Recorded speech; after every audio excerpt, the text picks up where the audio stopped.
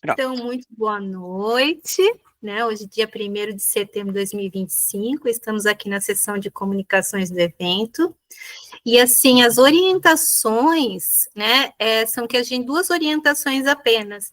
A gente vai seguir a ordem, né, que está aqui na programação, mas caso alguém não esteja, a gente, de repente, pode adiantar uma outra apresentação. A Silvana está entrando agora. Então, a Silvana também chegou, está todo mundo aqui. E o tempo que a gente tem para apresentar é 15 minutos no máximo para a pessoa falar. Tudo bem? Isso está tranquilo? Tá. E aí a gente decide aqui se vocês preferem que as perguntas, de repente alguém quer fazer alguma pergunta, algum comentário, se faz tudo no final ou se faz depois de cada apresentação, o que vocês preferem? Pode ser o quê? Tudo no final? Acho que é melhor no final? Aí todo mundo apresenta. Al final. Ao final? Sim. Ok, então combinado. Então a gente vai fazendo esses 15 minutos cada um, né? E aí, ao final, a gente abre para a gente poder fazer, né? Nesse momento, até esse momento, acho que não tem ninguém de fora, né? Nenhuma outra pessoa aqui. Vocês convidaram muita gente para vir assistir? Sim, né? Então, mas caso também chegue alguém, não tem problema, mas se formos nós aqui, a gente consegue, então, ao final, fazer isso, tá? Então, a gente começa essa sessão aqui com o Gabriel Bandeira do Amaral e a Angelise Fagundes, né? O Gabriel vai fazer a apresentação. É isso? É Gabriel que vai fazer, né, Gabriel? É isso? Tá. Isso. O título da apresentação é Cooficialização de Línguas nas Missões Sul-Rio-Grandenses, Análise de Leis Ordinárias com a Perspectiva Glotopolítica. Então, a gente abre para você uma boa apresentação. Aí, Certo, então eu vou cronometrar os 15 minutos, só quando às vezes faltar 2 minutinhos eu aviso, pode ser? Pode. Pode falar já quando tiver uns 5, assim, que às vezes eu me excedo um pouco. Tá, a gente faltar uns 5, então, é bom para dar uma noção. Estão vendo de novo aqui, pessoal? Sim. Tudo certo. Certo.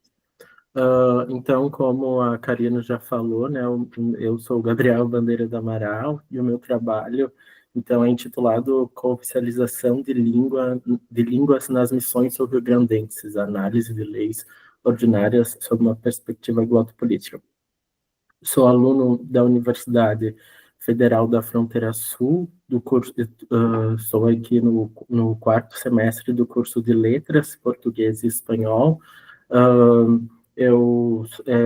Esse trabalho ele foi realizado quando eu era bolsista de iniciação científica da Prof. Angelise, no projeto, então, que era sobre os estudos glotopolíticos nessas fronteiras linguísticas e culturais aqui de Cerro Largo.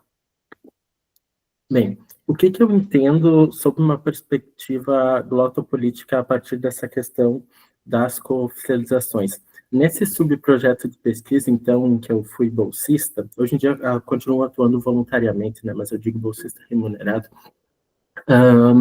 eu e a prof, nós, então, nós subdividimos o projeto de um modo no qual, num primeiro momento, ia ser feito um determinado mapeamento acerca das políticas linguísticas presentes aqui no nosso espaço das missões rio-grandenses.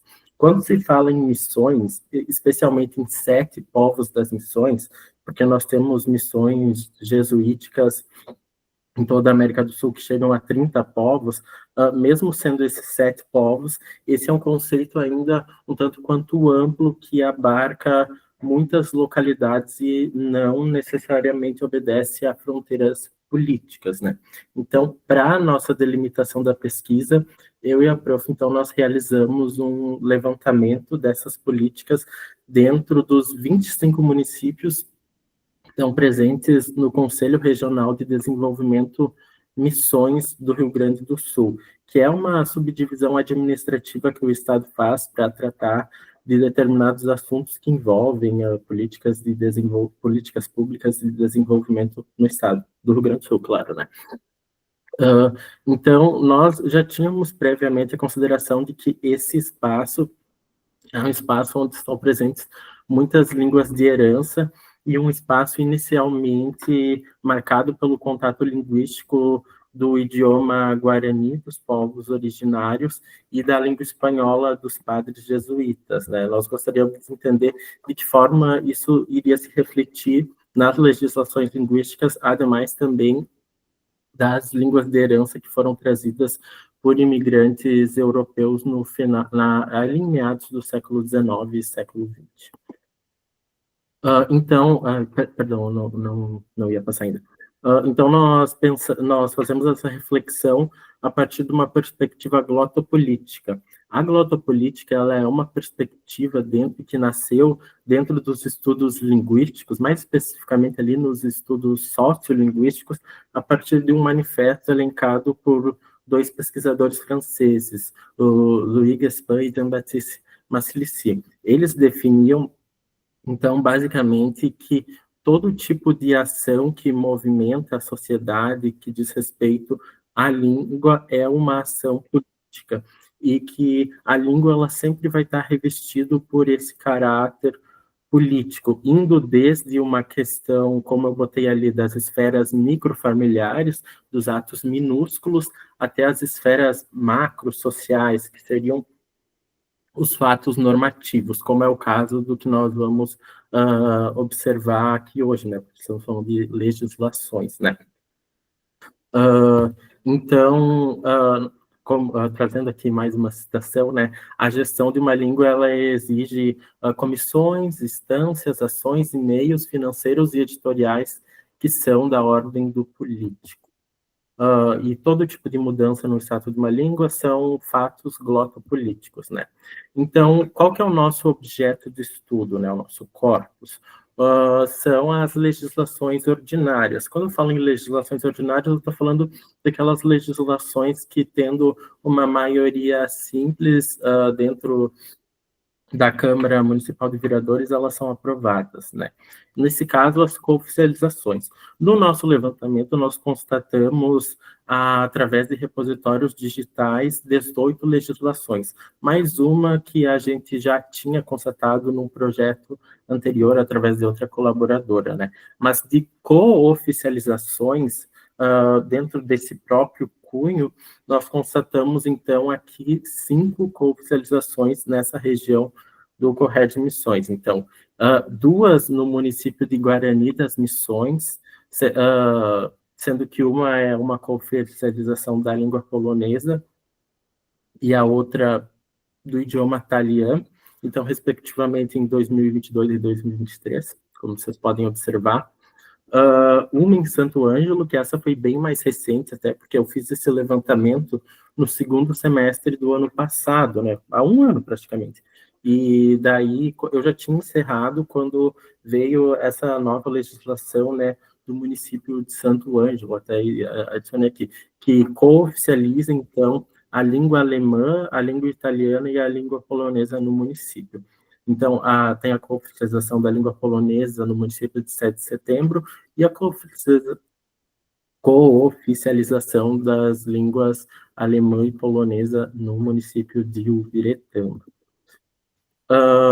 Se não me falha a memória, não, eu estou certo em dizer isso, todos esses municípios, eles são vizinhos diretos, assim, eles têm delimitações de fronteiras diretas, né, entre eles. Não necessariamente todos com todos, mas pelo menos em algum, né? Eles são, se fosse pensar do ponto de vista de um satélite, seriam uma massa física una, de certo modo.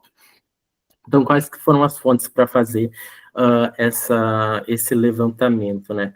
Foi o IPOL, especificamente no repositório que eles têm, que é o Repositório Brasileiro de Legislações Linguísticas, e o repositório Leis Municipais. Algumas cooficializações eu até não consegui encontrar no IPOL, talvez carecesse um pouco de atualização, eventualmente, de uma legislação ou outra, né, especificamente as mais recentes. O Leis Municipais eu consigo encontrar uma boa gama de legislações, porque ele tem um acordo com o Tribunal de Contas do Estado do Rio Grande do Sul, e muitas das leis envolvem a liberação de créditos especiais e complementares, então tudo passa por lá, né? Então é um dos meios mais abrangentes para se procurar sobre essas documentações, né? A gente pensa a nossa pesquisa a partir de uma abordagem quali-quantitativa, né? Porque nós também contamos, claro, o número de legislações, mas é da nossa pretensão analisar elas sob uma natureza aplicada. Então, os nossos procedimentos, eles são documentais, né? Porque eles estão tratando de leis ordinárias, e aqui, especificamente, pessoal, hoje eu trago mais perguntas do que respostas, né? Eu e a Prof, a gente ainda não terminou de estruturar o nosso resumo expandido. E a nossa pesquisa é uma pesquisa exploratória, porque a gente ainda está numa fase um tanto quanto inicial de se compreender essas legislações. Esse é um campo muito denso, então a gente pretende, nessa apresentação aqui e depois no texto do resumo expandido, levantar hipóteses, né? Ponderar, fazer reflexões e ponderar, não sugestões, mas relacionar os fatores políticos históricos com essas leis, né? Todas essas legislações de cooficialização, exceto a de Santo Ângelo, seguem um padrão textual muito semelhante, para não dizer idêntico. Eventualmente tem só um ou outro sinônimo de palavras, ou isso muda as questões mais documentais de nome do município, nome do prefeito que está sancionando a legislação, ou então o nome próprio da língua cooficializada, né? Exceto o município de Santo Ângelo, né? Mas o município de Santo Ângelo é uma redação que tem o mesmo sentido, mas de fato só não é padronizada, né? E se não me falha, até a redação do município de Santo Ângelo traz o artigo 216 da Constituição de 88, né? Que é o artigo que vai falar, então, sobre o patrimônio cultural brasileiro, seja na esfera material ou imaterial. A intenção que esses legisladores trazem a fazer alusão a esse artigo é para se pensar que as línguas também são patrimônios materiais e imateriais, um dos mais notáveis das nossas missões sul-rio-grandenses, né? Que é um espaço, assim, linguisticamente muito diverso, né? Muito plural, então a Constituição elenca aqui que as formas de expressão são um patrimônio, nós nos expressamos através das línguas, né? Nós criamos coisas, nós criamos sistemas através das línguas, né, obras também, como estão elencadas aqui, até a própria arte, né, enfim, nós temos paisagens linguísticas, então é uma alusão que esses legisladores fazem, né. Aqui eu trago 5 minutinhos, tá, Gabriel? Só para avisar. Aqui eu trago, então, um exemplo de duas legislações que são muito semelhantes, né? Vocês podem ver que a ementa ela é quase a mesma, sobre a língua italiana e a língua alemã, então, no município de Ubiretama. O artigo, então, ele elenca que fica estabelecida essa cooficialização e que em especial, que eles destacam, então, esse artigo da Constituição que eu havia comentado, visando, então, a promoção dessa língua como patrimônio cultural e material, em ambos aqui eles elencam, né, e sem prejuízo à língua portuguesa. Então, no restante dessas redações, nós vamos observar que há uma autorização para reconhecer e difundir a língua em esferas públicas e privadas, que vai haver então a constatação, né, desse patrimônio material e imaterial, que vai se incentivar o uso, segundo a própria redação, apoiar a criação de cursos e de oficinas sobre a língua e de cenários socioculturais que envolvam essa língua, e afastar atitudes de preconceito linguístico. No que diz respeito, então, aos caracteres glotopolíticos, a glotopolítica ela dá conta de uma esfera mais vertical de ordens e de uma esfera social mais planificada. Nesse caso, nós trabalhamos com uma esfera vertical, né, que vai aos fatos mais salientes da política linguística, né? Nós compreendemos, então, que toda decisão que modifica as relações sociais é, do ponto de vista do linguista, uma decisão glotopolítica, né? O que nós elencamos aqui, por fim, então, que assim como a sociedade, como a personalidade humana, a língua ela é da ordem da cultura objeto, e é um objeto socializado de ponta a ponta. Além disso, então, o que nós pensamos? Gaspar e Marcelici, eles elencam no Manifesto da Glotopolítica que essas ações elas podem ser conscientes ou não. Nós nos perguntamos até que ponto essas ações glotopolíticas sobre a legislação são conscientes e o que efetivamente vem sendo realizado, considerando que todas essas leis são trazidas numa mesma leva, pode-se dizer, elas começam a partir de 2022, todas têm uma redação, assim, muito semelhante, que não parece discutir as especificidades do município, e todas elas não trazem necessariamente um resgate histórico de alguns caracteres da língua. Por exemplo, na cooficialização do município de Santo Ângelo, nós vamos observar a cooficialização da língua italiana.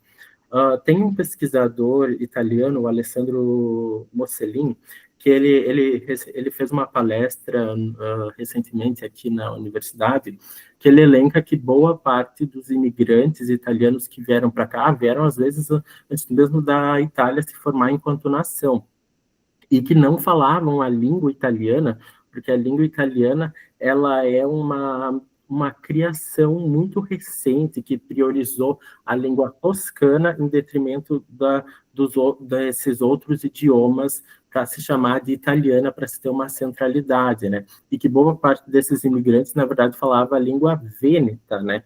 E que aqui no Rio Grande do Sul, então, seria o vêneto brasileiro. Mas você tem toda uma discussão também envolvendo a cooficialização do município, do Talian, daí no município de Guarani das Missões, porque o Talian ele aparece em algumas literaturas como sinônimo do vêneto brasileiro. Mas esse pesquisador, Alessandro, ele diz que não, que o Talian ele já é uma discussão que envolve um processo não muito definido desses conceitos acerca da língua Talian ser uma língua que vem dessa mistura entre a variação brasileira da língua vêneta e a própria língua portuguesa, né? Então, a gente se faz todas essas perguntas, né?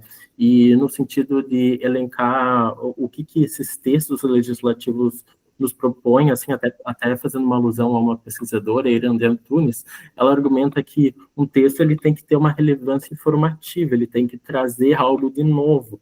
Então, talvez a primeira legislação decretada traz alguma coisa de nova, mas as outras, elas talvez vão se elencando por questões, uma hipótese, claro, muito mais, talvez, comerciais do que de reconhecimento desses patrimônios, porque todos esses textos autorizam a difusão de eventos, a difusão de obras vinculadas a isso, que são, como eu falei, que são coisas que, como o Gaspar e Marcelici elencam, exigem comissões, exigem aspectos financeiros envolvendo isso, né?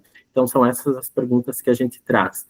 Num primeiro momento, pessoal, eu ainda não elenquei toda a nossa bibliografia, porque, como eu falei, o nosso texto não está encerrado. Então, infelizmente, eu posso repassar depois que ficar pronto as referências do que eu trago. Algumas prévias, obviamente, eu já tenho, que são as legislações, e que é o manifesto da glotopolítica, né, que é a teoria que, claro, nós trabalhamos, né. Mas aqui eu agradeço, então, a atenção de vocês. Eu elenquei aqui, claro, só para jogar, né, um pouco com as línguas existentes aqui nas missões rio-grandenses, né, o obrigado, danke, que é obrigado em alemão, grazie, que seria em italiano, já que diz que é italiano, né, e eu particularmente não vou me aventurar a pronunciar obrigado na língua polonesa, porque fiquei um pouco constrangido, porque realmente não sei, né, mas seria isso, a princípio. Muito bom, obrigada. Quer deixar aqui para a gente tirar um print, de repente? Não sei se tu precisa disso para material, depois para relatório ou coisa assim. Tu quer um print? A princípio não precisa. Precisa, então tá bom.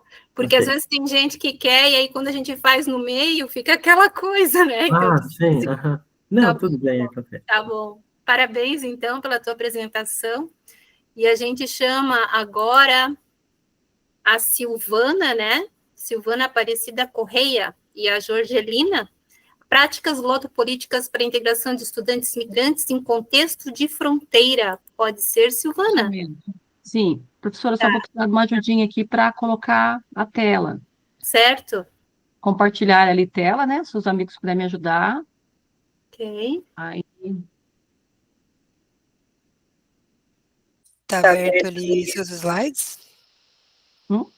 Seus slides estão abertos, né? Que daí você pode compartilhar, pode funcionar a tela inteira, se você quiser. A senhora já colocou a tela? Eu não preciso colocar, então. Você já colocou? Ah, tá, posso colocar também, se você quiser. Deixa eu Mas ver. eu queria colocar a minha aqui, que eu só fiz uma mudancinha. Para Então ficar mais pode fácil. clicar ali no, sabe aquele botão da setinha do compartilhar? Do lado Tá, do sorriso, que tem aqui da espera aí um reação. pouquinho. Aonde está escrito compartilhar tela? Isso, Isso? clica ali, Tá. isso. Uhum. Agora vou Tem ali, tá vendo direcionar. que aparece guia, janela e tela inteira. Às vezes é mais Tá, fácil eu vou aonde? compartilhar a tela inteira. Tela inteira, Isso. Daí clica em cima dessa tela, que vai aparecer a tela inteira, da e daí clica em tela, compartilhar. olhar. Isso. Vamos ver. Tudo certo? Isso, a gente já tá vendo. Agora só você pode abrir os slides. Pode clicar em mostrar minha Mostrar, tela. Isso, pode clicar mostrar aí. minha tela mesmo assim. Fico E vendo. aí, sim. E aí agora você pode abrir o PowerPoint. Professora, não estou vendo aqui. Aí embaixo na sua tela, onde que você abriu o seu PowerPoint. Não, Aham. não clique em interromper. Interromper vai parar. Tá, Onde beleza. que está o Então, aonde? seu arquivo do PowerPoint? Então, professora. Tem que só estar aberto o seu arquivo mesmo, que você fez. Isso que eu. Tá ali. E onde que eu vou, meu Deus? Onde você colocou os seus slides. Você tem que só Ah, clicar aham. onde você colocou os slides. Aí vai abrir. Ó, posso interromper o compartilhamento para começar de novo? Pode, mas tem que ter os slides abertos em algum lugar. Ah, tá. Tá bom. Deixa eu abrir ele primeiro, só um pouquinho.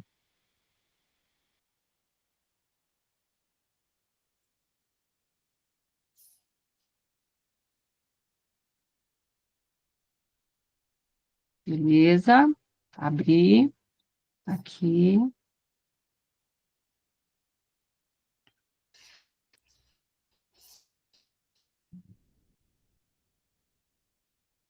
Cheia. Uhum.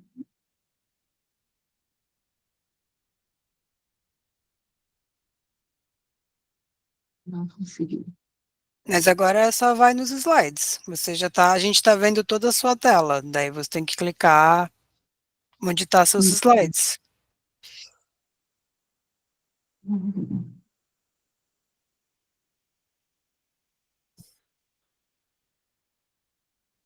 Quer deixar outra amiga, professora? Se tu Daí eu não quiser, ficar tomando. assim, Eu você posso pode... compartilhar aqui também. Então, por Ótimo. favor, faz Peraí. favor. Daí, quando tu tiver aquela parte que tu fez a modificação, é só dizer, né? Só falar ali alguma coisa, tá?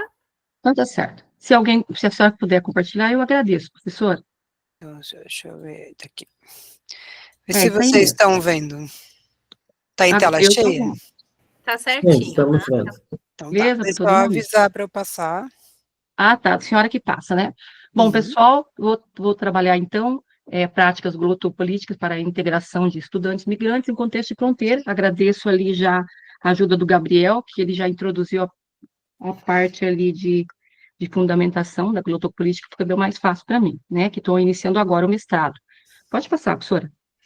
Bem, quem sou eu? Meu nome é Silvana Aparecida Correia, eu moro no município de Rabilândia, estado do Paraná, Brasil, Sou coordenadora municipal de ensino da Secretaria Municipal de Educação de Ramilândia, graduada em Pedagogia pela Universidade Federal do Paraná, e atualmente mestranda do Programa de Pós-Graduação em Ensino, PPGEM, da Universidade Estadual do Oeste do Paraná, aqui em Foz do Iguaçu. E a minha professora orientadora é a professora doutora Jorgelina Ivana Talei. Pode passar. Bem, como eu disse para vocês anteriormente, eu moro no município de Ramilândia, é aqui onde eu vivo, e vou fazer a minha pesquisa, tá? Então, pessoal, eu tinha feito uns gráficos ali para ficar mais fácil, mas vai com o texto mesmo. Ramilândia fica a 90 quilômetros da Ponte da Amizade, do Paraguai ali, né, e de 100 quilômetros da Ponte Tranque do Neve da Argentina. Então, eu moro muito próximo aqui da Argentina e do Paraguai. Então, eu moro, de acordo com a legislação nacional, moro dentro da faixa de fronteira, né, embora a 100 quilômetros da ponte, mas mesmo assim, eu moro dentro do contexto de fronteira. E tenho percebido que o município de Ramilândia, por estar tão próximo assim da Paraguai e da Argentina aqui, tem aumentado muito o número de famílias migrantes no município de Ramilândia. Algumas pesquisas que eu tenho feito, a razão de cada ano estar crescendo o número de famílias migrantes aqui no município é por causa de um grande abatedouro de aves que existe aqui próximo, que é o abatedouro de aves da LAR, que gera muito emprego. E daí vem gente de todo canto, inclusive do Paraguai e da Argentina, e recebemos da Venezuela também. E esse contexto migratório vai impactar diretamente na única escola que existe no município, que é a Escola Municipal Arlindo Gouveia, local onde acontece a minha pesquisa, né? E o que eu tenho percebido é que nos últimos anos, a cada ano tem aumentado, cada ano mais, o número de estudantes hispano-falantes na escola. E daí, o que acontece? O que eu tenho percebido é a dificuldade desses alunos imigrantes para se integrar na escola, e um dos principais motivos é a exclusividade da língua portuguesa como única língua de instrução num contexto de fronteira onde que tem crianças que falam espanhol, o guarani e também a língua portuguesa. E, como todas as escolas brasileiras, a gente considera apenas a língua portuguesa e acaba desconsiderando a língua materna de todo aquele que não fala o português. Pode passar, Prof. Então, eu vou contar um pouquinho para vocês, assim, um pouco da minha história. Eu vou falar um pouco mais da parte prática, não tanto do contexto teórico ainda, que eu entrei agora no mestrado, tenho que estudar mais para poder falar aí de referenciais teóricos. Então, eu vou contar da prática que está nos acontecendo aqui. Porque antes de eu entrar no mestrado, então, a Escola Municipal Arlindo Gouveia, onde é uma das escolas do município, a única escola do município que deve ter um CMEI e tem um colégio estadual. Aqui é um lugar muito pequeno, 4.500 pessoas, então é apenas uma escola. Então, antes de eu entrar no mestrado, nós aqui não tínhamos nenhuma política de atendimento de alunos imigrantes. Todo aluno que entrava aqui tinha, e ainda é assim, porque o que eu vou contar para vocês um pouco mais para frente ainda é muito recente, e ainda está sendo assim. Quando um aluno migrante chega aqui falando espanhol ou guarani, ele é obrigado a abandonar a língua dele e começar a aprender a língua portuguesa na escola, né? O aluno que, de repente, por causa da língua que ele fala o espanhol, e ali ele tem que se adaptar na marra ali com o português, né? Muitas vezes acontece que ele não consegue entender o que a professora está falando, e a professora também não consegue explicar para ele daquilo que ele pode se entender por causa da língua, né? E acontece das crianças ter baixo rendimento escolar e serem encaminhados para a sala de reforço escolar. É bem comum aqui acontecer isso. E isso, muitas vezes, pela observação que tenho feito, gera baixa autoestima em muitos alunos, porque, muitas vezes, eles não têm dificuldade escolar. O problema, a questão ali, é o desencontro linguístico, tá? E também tem muito bullying linguístico e xenofobia, que os alunos brasileiros, muitas vezes, não aceitam as crianças do Paraguai e da Argentina e da Venezuela, não conhecem o histórico, e também zombam da forma que eles falam, e eles sentem muito, sofrem muito com isso, tá? E a gente percebe a grande dificuldade dos alunos imigrantes se integrar com as atividades escolares, porque tudo aquilo que precisa dele lá na frente, se expressar, falar, eles não gostam, eles ficam quietos, silenciosos, falam entre si, né? E a gente percebe a dificuldade de integração. Depois que eu entrei no mestrado, eu conheci, então, a professora Jorgelina Ivana Talei, que é a minha professora e orientadora, né? E conheci a luta, a militância dela pelas políticas educativas linguísticas, né? Para atuar em escola em contexto de fronteira, né? E aquilo eu comecei a perceber os nossos alunos, que até eu não sou humilde em dizer que a gente tem tantas situações no contexto escolar que o imigrante, na minha percepção, ele deveria realmente chegar e aprender a língua portuguesa e pronto.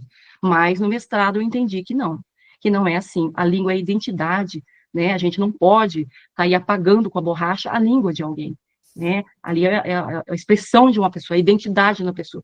Mas só agora eu consegui perceber isso, né?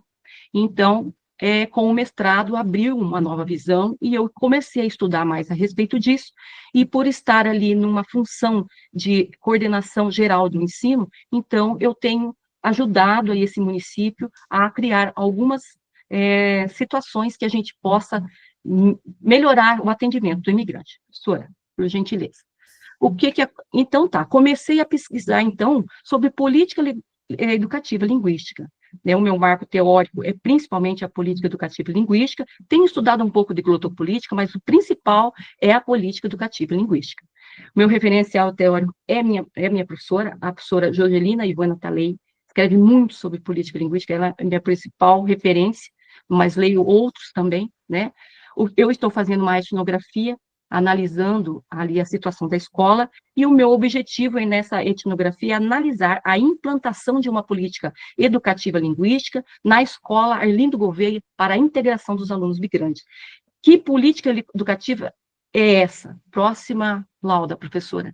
Então, por isso que eu falei, depois que eu entrei no mestrado, por eu trabalhar ali na Secretaria de Educação, não foi fácil, mas ali junto, a gente tem feito muitas reuniões junto com o secretário de Educação, com os vereadores do município e o prefeito. Então, com base nisso, não tem sido fácil a luta, não é assim tão simples, nós conseguimos, a partir de maio, então, instalar no município de Ramilândia a política educativa linguística para atendimento de alunos migrantes por meio da Lei 1657. Tá? Com essa política educativa linguística, também foi criado a política linguística, que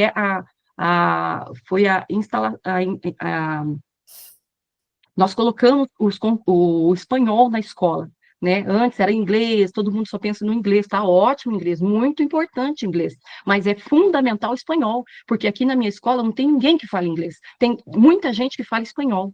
E com base nisso que eu fui conseguindo que as pessoas entendessem, por que não o inglês e sim o espanhol? Claro que interessante seria o português, o espanhol e o inglês, mas como não tem espaço para os dois, o espanhol é fundamental, porque tem pessoas aqui que fazem uso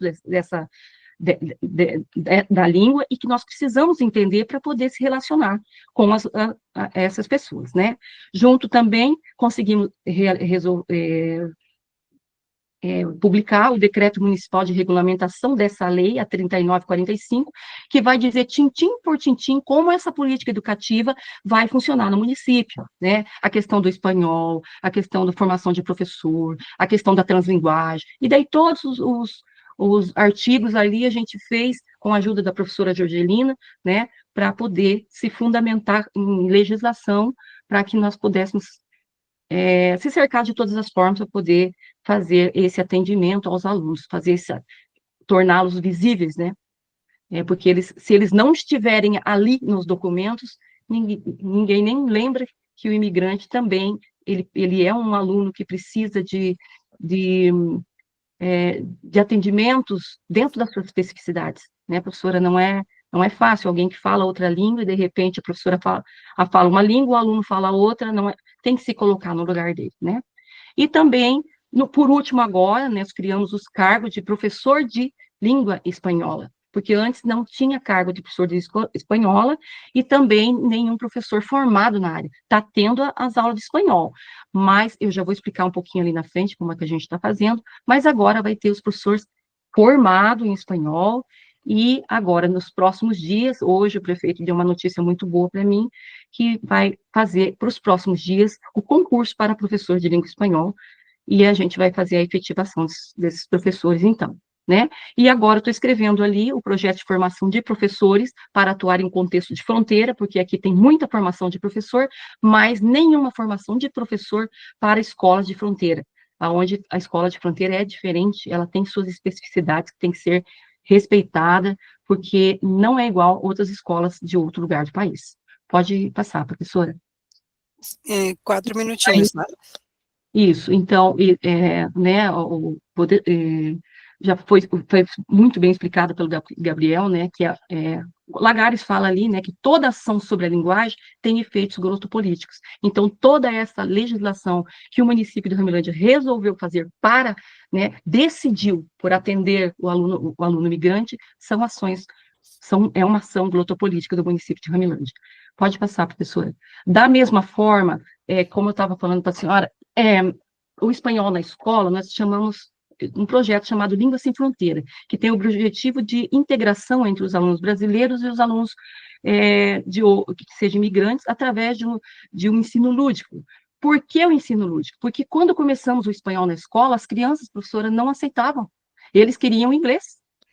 Eles não entendiam que era para poder... o objetivo do espanhol na escola era instrumento de integração, de relacionamento entre os alunos porque toda sala tem alunos migrantes aqui, que falam espanhol, né? E daí foi uma ação da professora também, uma decisão de trabalhar com a língua espanhola, uma ação glotopolítica também, né, de trabalhar através de jogos, de ludicidades. Pode passar que eu já vou mostrar para a senhora. Então, começando os materiais escolares, o aluno espanhol o aluno paraguaio vem e fala pegamento para cola. E um amiguinho da sala não entende o que é isso. Então, o que ele fazia? Ele tirava sarro, ele dava risada. O outro, né, chegava e falava maestra para a professora.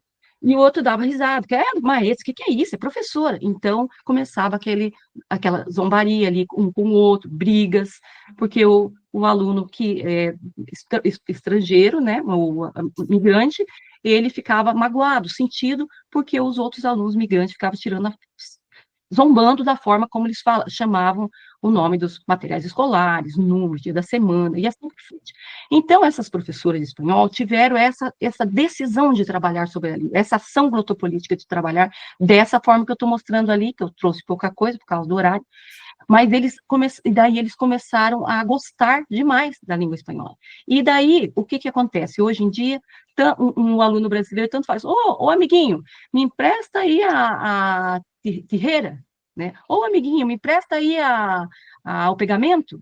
Então, eles fazem aquela translinguagem. Ora usa palavras em português e ora usa palavras em espanhol, de boa, e a gente percebeu que tem dado muito certo, porque eles começaram a gostar das aulas de espanhol e não vê a hora que a professora chegue para eles saber qual é o jogo do dia. Pode passar, professora. Da outra forma, e eles brincam dessa forma, e vão aprendendo o espanhol brincando, né? E, com todos os materiais escolares, números, cores, dia da semana, tudo aquilo que eles precisam para estar dentro da sala de aula, se interagindo, se integrando, a professora tem abordado dessa forma. Próxima. Aqui foi muito interessante, porque a Secretaria de Educação ia fazer essa paisagem linguística toda, assim, na gráfica, mas nós percebemos que eles dão muito mais valor quando eles faziam. Os trabalhinhos ali que a professora pede para eles desenhar, para fazer ali o jogo da velha, essas coisas, eles que fazem, eles dão um valor muito grande para isso, né? E da mesma forma, eles fizeram na escola inteira, português e espanhol, as carteiras, cadeira, e vai colocando o nome das coisas, e assim vai passando pela escola, toda essa paisagem linguística aí. Pode passar, professora. Alguns resultados dessa ação aí, glotopolítica das professoras lá na escola, né? A questão da interação social, a gente percebeu que as crianças brasileiras e as imigrantes estão se unindo para fazer os joguinhos, eles jogam entre si, então, parou, assim, não é que acabou, né? É muito, muito recente isso, mas assim, a gente vê que eles estão se integrando mais, jogando junto. Alunos brasileiros, eles incorporaram a questão do espanhol, tem hora que eles falam ali, a questão da translinguagem. Ô, maestra, nós podemos jogar pelota lá fora? Então, eles falam palavras em português, né? Isso e sem a professora forçar, isso sai fluido, né?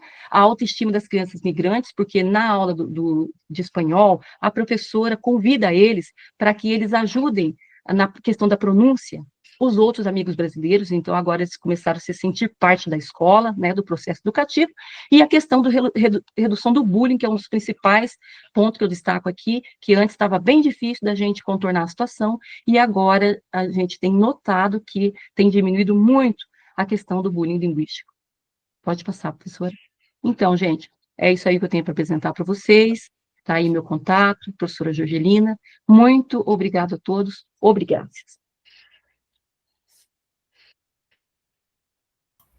Muito obrigada, então, parabéns. Faço a mesma pergunta que eu fiz para o Gabriel. Você quer um print, alguma coisa para guardar de lembrança ou não? Sim, é legal, professora. Pode. Uhum.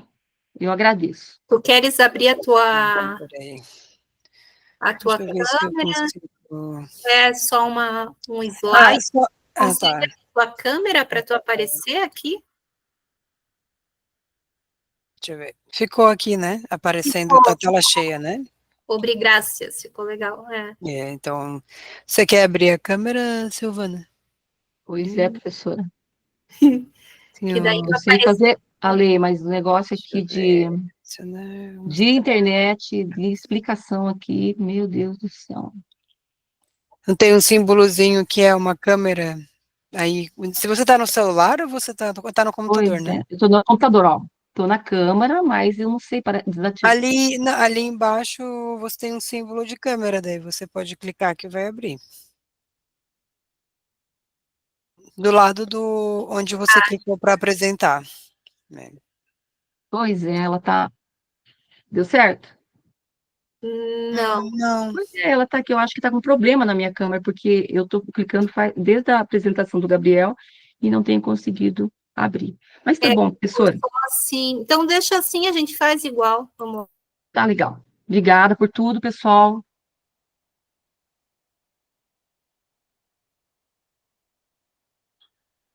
Pronto. Deixa eu só parar aqui. Obrigada também. Só acho que... Deixa eu ver. Tenho que retirar essa apresentação.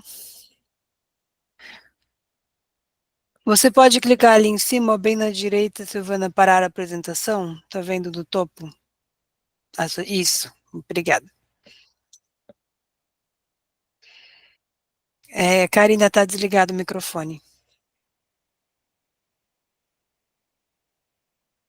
Ups, então parabéns, né, Silvana, pela apresentação. E a gente chama, então, o Kaique Fernando da Silva Fistarol, com o trabalho Problematizações da Política Curricular de Educação Bilíngue da Rede Pública Municipal de Ensino de Blumenau, Santa Catarina. Tudo bem?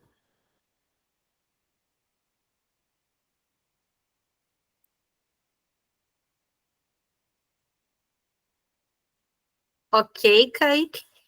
Tudo certinho? O teu microfone? Teu microfone?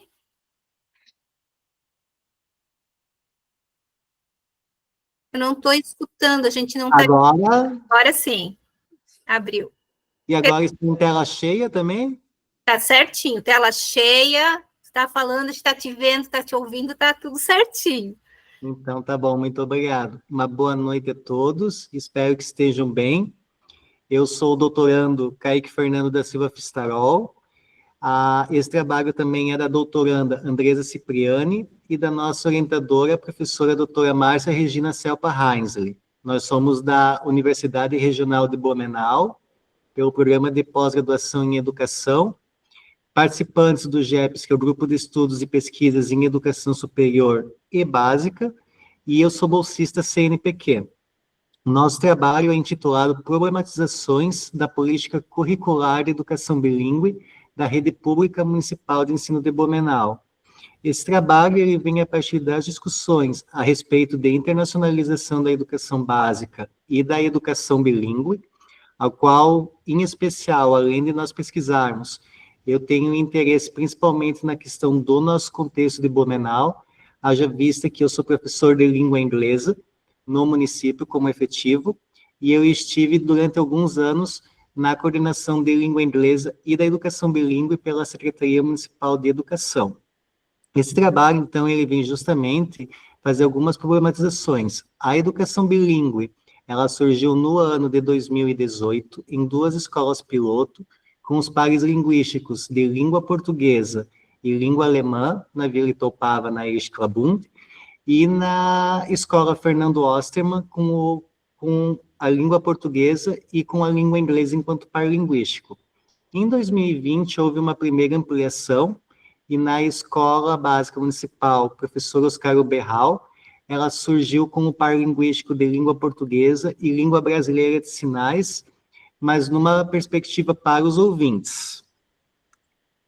Como objetivo, então, desse trabalho, nós temos justamente problematizar experiências e desafios da política curricular no recorte temporal de 2018 até o presente momento.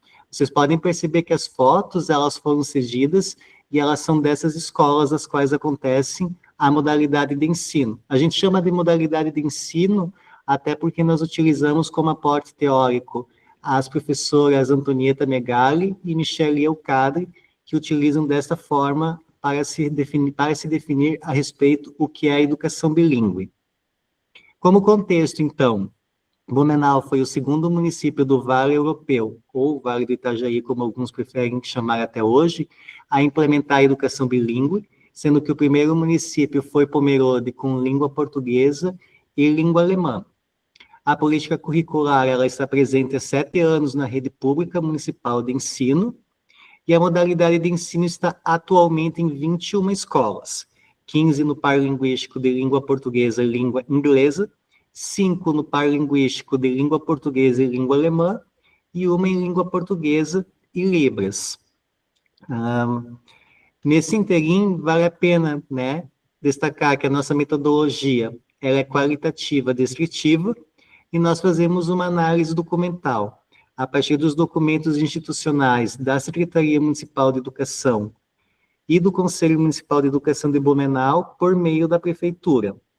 Vale a pena destacar que os documentos das quais são do Conselho Municipal de Educação, elas servem como regramento, tanto para a educação infantil e ensino fundamental da rede pública, como para a rede privada, no caso da educação infantil. Também utilizamos notícias e reportagens dos portais oficiais da Prefeitura de Blumenau, tanto do site, como do Facebook, como do Instagram, desde 2018 até o presente momento, e também de outros portais midiáticos. Como aporte teórico, então, nós utilizamos 3 conceitos inicialmente, até porque ela é uma pesquisa vasta e nos 15 minutos a gente tem que se ater a um recorte específico. Então, para políticas curriculares, nós utilizamos a Alice Lopes, da qual ela traz que toda política curricular ela é constituída de propostas e práticas curriculares, que também elas têm interrelações, mas que elas também evidenciam uma seleção e produção de saberes, de visões de mundo, de habilidades, de valores, de símbolos e de significados. A educação bilíngue, a partir de Megali e Elcadre, que elas trazem que é a ampliação de repertório dos estudantes, que por meio da língua adicional, podem acessar bens culturais e fontes de conhecimento aos quais não teriam acesso apenas por meio da sua língua de nascimento. E a partir de Walsh, a ideia de uma educação intercultural, que ela é um processo dinâmico e permanente de relação, comunicação e aprendizagem entre culturas, em condição de respeito legítima mútua, simetria e igualdade. Então, para a análise dos dados a partir dessas documentações e desses aportes teóricos, a primeira coisa da qual nós podemos mencionar é que os pares linguísticos junto à língua portuguesa foram evidenciadas as escolhas e os motivos das escolhas para essas línguas adicionais. Então, a língua alemã, ela está no nosso município colocada dentro de um documento oficial como patrimônio cultural imaterial e como língua de herança por uma questão da colonização. A língua inglesa, ela é justificada como uma das línguas adicionais selecionadas pela questão da globalização e pelo status de língua franca, ao qual o inglês recebeu a partir de 2017 para 2018, a partir da BNCC. E a língua brasileira de sinais, por ser uma das línguas oficiais do nosso país, bem como numa perspectiva da educação inclusiva, em especial por eles colocarem bem claramente no currículo. Ela é ensinada aos ouvintes, para que os ouvintes aprendam e compreendam que, para além da língua, também há uma cultura surda, da qual ela é legitimada.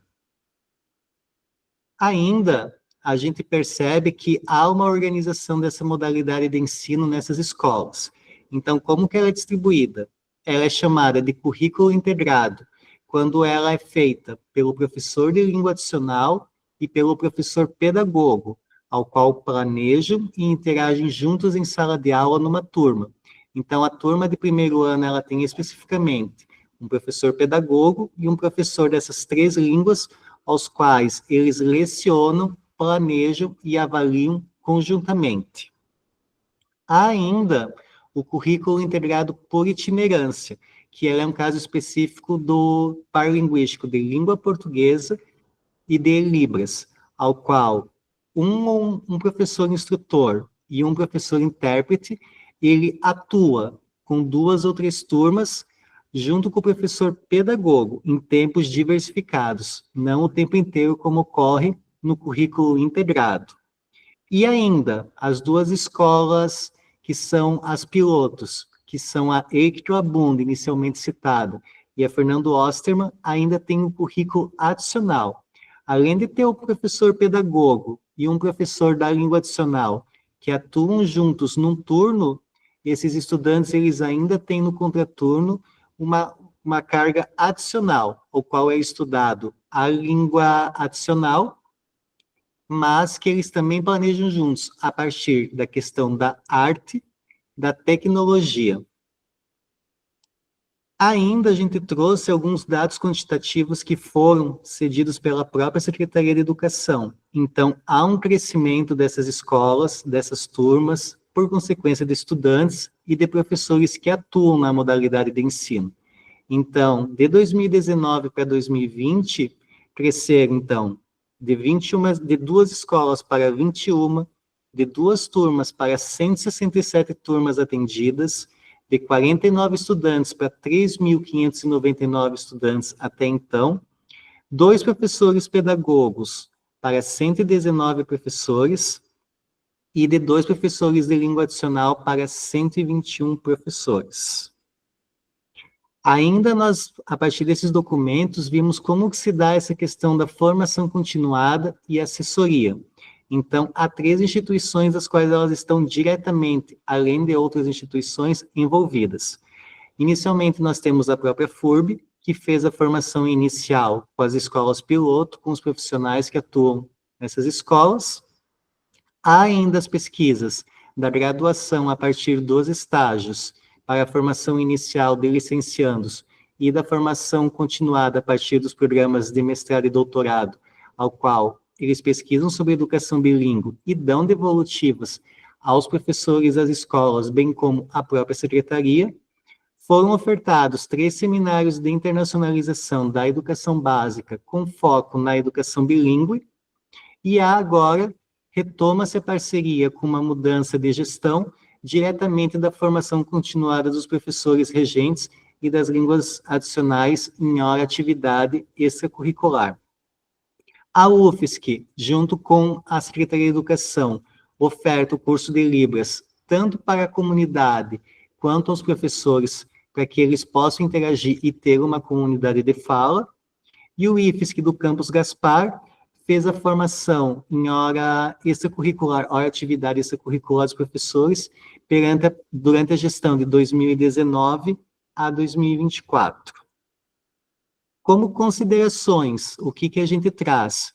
Que, querendo ou não, a questão da expansão e, ao mesmo tempo, da educação bilíngue enquanto modalidade, ela tem como objetivo a expansão do repertório cultural e linguístico dos munícipes numa perspectiva de justiça social e de cidadania global, no sentido de que ela acaba não sendo mais só uma educação bilíngue, que ela é de elite, a partir da rede privada, mas que também a questão da rede pública tentando ofertar para além, né, o conhecimento.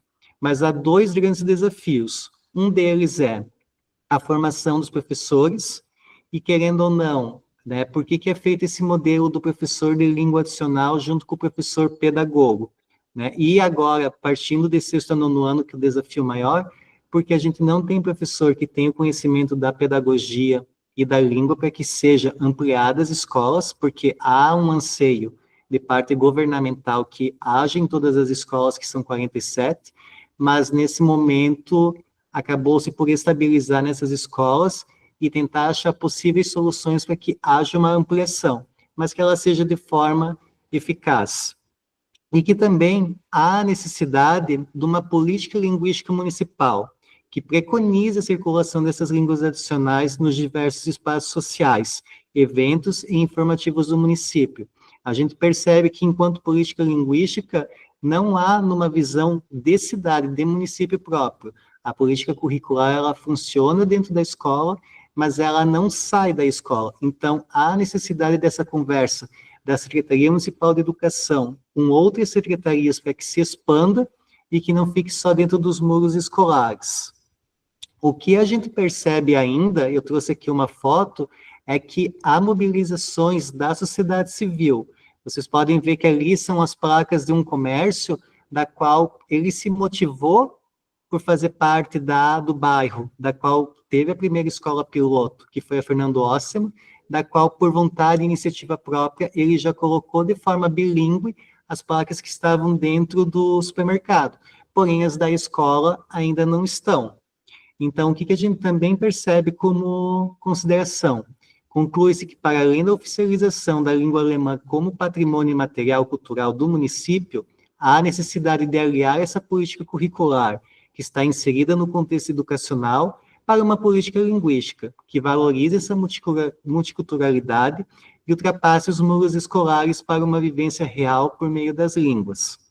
Eu volto a dizer, a gente vê esses desafios, a gente vê com uma criticidade essas questões, porém, a gente acredita nessa educação bilíngue que ela pode realmente cada vez ser mais ampliada, né? Essas são as nossas referências, e eu trago aqui porque eu acho muito bonito, uma das escolas do CEDEU, essa é dentro de uma escola da qual ela é mais periférica, mas a estudante já consegue no terceiro ano fazer uma produção. Então, ali nessa cartinha, nesse texto da aluna, está escrita: minha school, Norma Uber. Todos os days saio da minha house para aprender, para ter um futuro lindo pela frente. Obrigada, teachers, por me ensinarem English e matemática. Logo vou chegar no 9º ano. Eu brinco com os meus best friends. Eu acho que sou uma good student. E I love my teachers. I love my school because parece uma family para mim. E dela desenhou ela e a teacher Lari. Então, o nosso muito obrigado. Aqui tem os nossos e-mails, o nosso Instagram, e nós temos, junto com a FAPESC, um projeto chamado Observatório da Educação, Observatório da Educação da Internacionalização Básica. Então, todos estão convidados para entrar. Tem alguns trabalhos da FURB e de outras universidades que nos encaminham os trabalhos, bem como todas as legislações que são municipais, para que todos tenham acesso, tanto do Conselho Municipal de Educação de Blumenau como de Pomerode, bem como das secretarias que nos cederam esses dados e que são nossas parceiras, que a ideia é sempre divulgar boas práticas. Muito obrigado. Parabéns. Também quer tirar um print aqui do final, Kaique? Gostaria, pode ser com a parte inicial? Pode ser, eu até tirei uns prints ao longo do caminho. todo mundo está sendo meio printado. Todo mundo sendo um pouquinho printado. Caras e poucos, então. Está aparecendo? Está aparecendo. Peraí, então, digam whisky.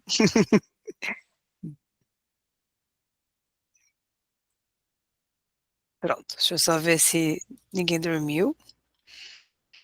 Ficou legal. Uhum. Muito obrigado. Imagina. E parabéns pela pontualidade, você acabou certinho em 15 minutos. Então, muito bem, parabéns pela apresentação. Então, agora a gente chama Yuriko Pilaca Prado, né? Para apresentar como contribui o intérprete em la salud intercultural y su relación con la promoción de la salud en el microred de Viños, ubicado en el departamento de Ayacucho, al sur del Perú. Sí. Buenas noches, voy a compartir ahora la pantalla. A ver.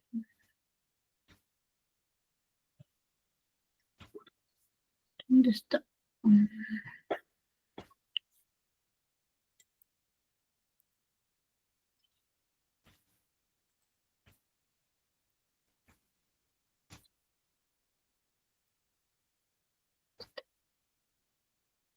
Uhum.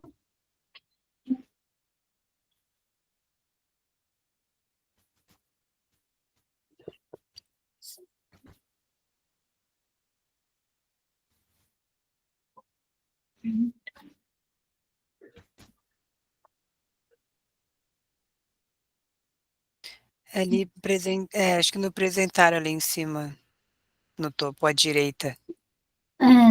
Sí. No topo, apresentar. Acho que vai.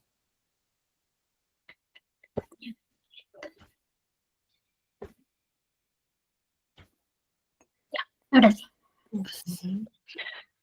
Isso, só talvez isso, que a gente está aparecendo aqui. Sí, ya. No me sale. ¿Se puede ver? ¿Se ve? Ay, no. Ah, não. A gente está se vendo agora. Tá vendo sua. Você pode compartilhar a tela, a pantalla, ahora- e aí já ir direto na janela da apresentação também.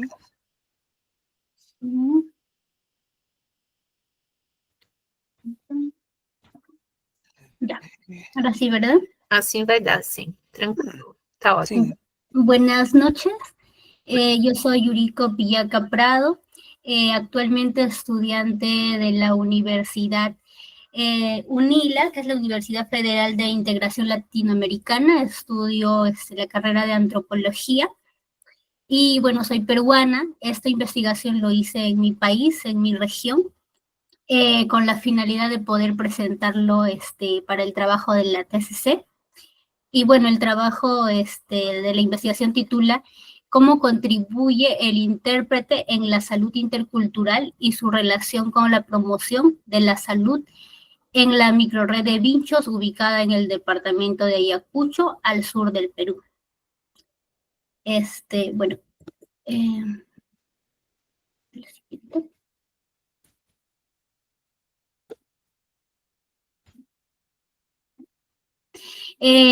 Para que puedan tener una ubicación clara de dónde se encuentra esta microred de Vinchos.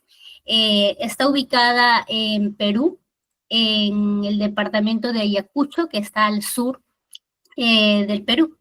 Entonces, Vinchos es un distrito de Ayacucho. Ayacucho es una región donde se hablan 3 lenguas indígenas originarias, que son la xáninga, machiguenga y quechua, siendo el 62.7% el predominante de la lengua originaria el quechua, y en Vinchos el 95.9% de la población habla la lengua originaria quechua.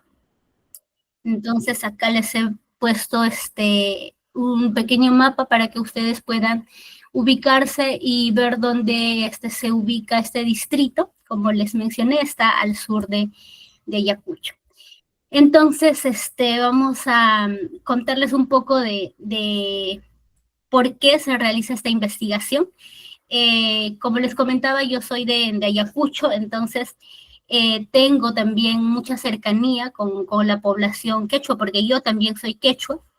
A medida de la conversación y la vivencia que he tenido con las personas que son parte del pueblo indígena quechua, he ido viendo estas dificultades que hay, que más allá de verlos también se han mostrado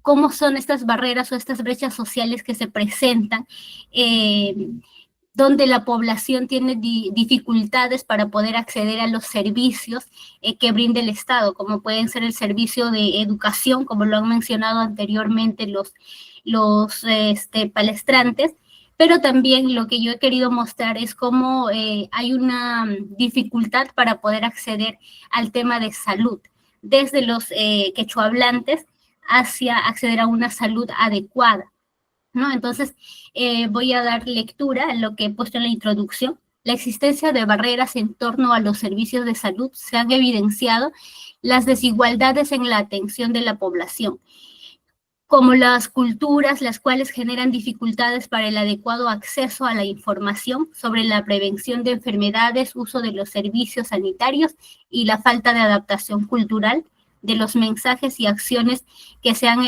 venido desarrollando desde la atención primaria. En ese sentido, como una alternativa de solución, juega un papel fundamental la participación de los intérpretes quechua. Y bueno, en la justificación, como les estaba mencionando, mediante la observación se ha podido conocer, ¿no?, que en el establecimiento de salud perteneciente a la microrred de Vinchos, el personal de salud que brinda la atención a los pobladores no lo hace en su lengua originaria, generando así esta brecha de comunicación, razón por la cual los ciudadanos muestran miedo o rechazo al establecimiento de salud, evitando así poder asistir a los controles para ser atendidos de forma oportuna. Entonces, ¿cómo se ha llegado a esta información? A través de encuestas que se han realizado a la población. Acá pueden ver una fotografía de las encuestas que se realizan, ¿no?, que he realizado para poder obtener esta información. Generalmente en los centros de salud de las comunidades indígenas, en este caso del pueblo quechua, los servidores públicos desconocen en su mayoría la lengua quechua y lo que hacen ellos es atender en castellano. Entonces generan este aislamiento y evitando la cercanía también en la comunicación con la población, ¿no?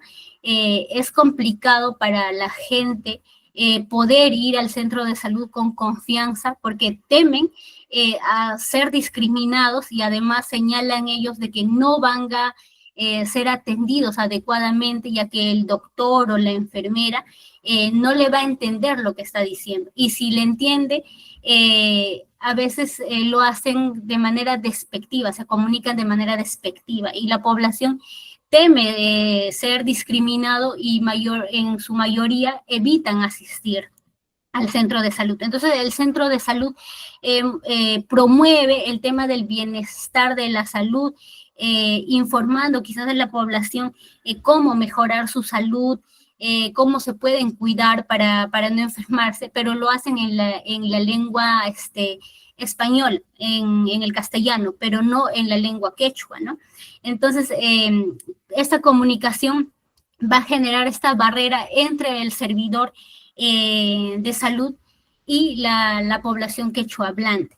En ese sentido, lo que se busca es un mediador, que tiene que ser un intérprete que domine la lengua originaria quechua para que pueda apoyar al doctor entender al paciente que es de lengua originaria quechua y del mismo modo a que la paciente o el paciente de la lengua originaria quechua pueda entender el mensaje que le va a dar el doctor o cómo puede prevenir las enfermedades, ¿no? Entonces, para esta investigación, la metodología que se ha utilizado, el tipo de investigación es aplicada, el nivel es correlacional, el enfoque cuantitativo, población 78 personas encuestadas, diseño de la investigación no experimental. Entonces, ¿cuál ha sido el análisis? Se identifica que la utilización de intérpretes se relaciona con la promoción de la salud en la microrred de Vinchos, Huamanga. En referencia a la utilización, es factible indicar que estos desempeñan importantes funciones mediadoras y vinculantes para lograr una comunicación más eficaz entre el personal médico y los pacientes. Por tanto, ayuda a reducir las distracciones en el ámbito médico y administrativo y promueve la concienciación sobre la información, el diagnóstico y el tratamiento. Organización Internacional para las Migraciones 2022, esta es la definición. Es importante precisar que a través del uso de intérpretes en los servicios de salud es posible que también se mejore la promoción de la salud. Los pacientes se van a sentir en mayor confianza y comodidad si tienen a un acompañante, que en este caso es el intérprete, que le va a apoyar en la comunicación con el médico o con la enfermera, ¿no? Los resultados que se han obtenido a partir de la encuesta son, de acuerdo a la opinión de los trabajadores de salud, la microred de Vinchos, se puede conocer que para el 53.85% la utilización de intérpretes en el establecimiento se realiza de manera regular y el 24.36% lo considera como inadecuado y el 21.79% lo califica como adecuado. Entonces se puede identificar que una proporción mayor considera que se presentan deficiencias a mejorar en torno a la utilización de intérpretes, de tal forma que se brinde una mejor atención a la población, ¿no? Si bien es cierto, el centro de salud en ocasiones solicita el apoyo de un intérprete, pero todavía no es suficiente. El intérprete tiene que estar constantemente o tiene que ser contratado por el centro de salud para que esté permanente en el establecimiento y pueda brindar la atención, el apoyo al paciente en el proceso de atención que se le va a dar, ¿no? Y generalmente lo que se hace en el establecimiento de salud es contar con un intérprete si es que se encuentra por suerte o por casualidad en el establecimiento, pero de lo contrario no se hace uso de un intérprete. Entonces el paciente va a sentir inconformidad frente a la atención que tiene con el médico, con el personal de salud, ya que no entiende, la comunicación no es clara entre ellos dos. Tanto el doctor no le entiende a la paciente y la paciente tampoco entiende al doctor, ¿no? Entonces, las conclusiones a las que hemos llegado es que se puede identificar que la utilización de intérpretes se vincula significativamente con la promoción de la salud en la microred de Vinchos, Huamanga. En ese sentido, se puede identificar que de mejorarse el uso de intérpretes con dimensión de la salud intercultural en dicho establecimiento, también generará mejoras en la promoción de la salud. Entonces, con esta investigación lo que he querido mostrar es que en este distrito la población no está acudiendo al centro de salud, pero tampoco entiende el mensaje de cuidar la salud que da el centro de salud, ¿no? El centro de salud puede hacer promociones de salud, cuidarse, alimentarse, estar bien, etcétera, pero la población no está entendiendo con claridad el mensaje que se les da debido a que no se realiza en su lengua originaria. Y esto porque los doctores también no conocen la lengua originaria, las enfermeras tampoco conocen, porque en el proceso de formación la lengua originaria quechua y las otras lenguas originarias que tenemos en Perú no es parte de la formación del médico o de la enfermera para que pueda atender con pertinencia cultural a los pacientes, ¿no? Es importante, en principio, que se pueda, que los servidores de salud puedan llevar un curso donde puedan ellos sensibilizarse en el tema de la atención con pertinencia cultural y también cursos cursos donde predomine la lengua originaria de su región. Por ejemplo, en este caso en Ayacucho podrían llevar cursos de quechua. Sin embargo, también tenemos a los intérpretes traductores que son formados por el Ministerio de Cultura y en Ayacucho tenemos a una gran cantidad de personas que ya llevan este curso Sin embargo, los centros de salud todavía se rehúsan a poder contratarlos para que puedan brindar el servicio de interpretar, ¿no? Y de esta manera se mejore de repente la calidad de vida de los usuarios, de los pacientes. Eso es lo que he querido demostrar con esta investigación. Y bueno, los resultados, como podemos observar, señalan de que sí es fundamental tener la presencia de un intérprete traductor para poder mejorar el servicio de salud que se brinda. Eso seria, graças. Graças. Queres um print também do final aqui ou... Carol já tinha. Eu já tirei com a capa, eu tirei alguns Sim, prints também. Tirou. Agora estou printando vocês, acho que Ah, todo mundo. tá bom. Deixa eu ver, eu tenho o final, o Gabriel tem um print no fim, e daí tem um print ok. do Kaique, e daí também tem outro. Isso, acho que ficou bom. Então tá. Então, Daí, parabéns. só a Rosana que ficou, a Silvana, desculpa, que ficou sem a fotinho dela, mas sem a tem um foto. print Agora ela tá... mas tem um obrigrácia, saiu aqui a gente. Oi, prof, agora eu consegui, eu mudei de lugar, eu estava com problema mesmo na câmera. Eu. Então, agora eu tive que mudar, eu estava com problema na câmera. Mas tem pelo menos o trabalho, se quiser, mas a gente pode fazer depois outro com a imagem, se você quer também estar com a câmera, não tem problema. Então, parabéns a todas, todos aqui, né?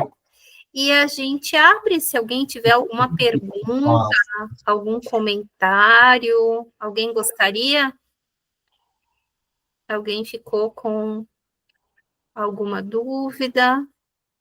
Eu gostei muito dos trabalhos, gostaria de dar parabéns, né, para todos os pesquisadores que estavam aqui, bem como eu agradeço a vocês duas, né, pela mediação e tudo. E eu gostaria de fazer uma pergunta, né, a respeito do trabalho do Gabriel, porque eles disseram que eles estão no percurso. Quais foram outros detalhes, Gabriel, desse estudo, da qual você não conseguiu colocar para nós, que você disse que depois, no trabalho expandido, vocês vão conseguir colocar? Quais outros detalhes que são caros na análise de vocês a partir desse estudo? Alguns detalhes, Kaique, que daí são hipóteses, né, que nós pensamos e que alguns eu até consigo pensar para formular no que diz respeito depois ao resumo expandido, outros não, mas falando dos que não, é o próprio estado da arte, da questão do multilinguismo aqui nas nossas missões sul-rio-grandenses, né? Eu e a prof, a gente realizou leituras relacionadas a isso, e num primeiro momento, então, com a chegada dos espanhóis aqui, naquela divisão do Tratado de Tordesilhas, né, se tinha, então, também o advento da reforma protestante, e daí, em parceria com a coroa espanhola, a Igreja Católica enviou padres da Companhia de Jesus, então, para doutrinar os indígenas daqui, que especificamente nessa região aqui, hoje em dia já se tem todo um fluxo étnico distinto, mas naquela época eram os povos que se chamavam Mimbiá-Guarani. Eles falavam o idioma Guarani, e daí os espanhóis falavam, né, a língua espanhola. E daí esse foi um dos primeiros contatos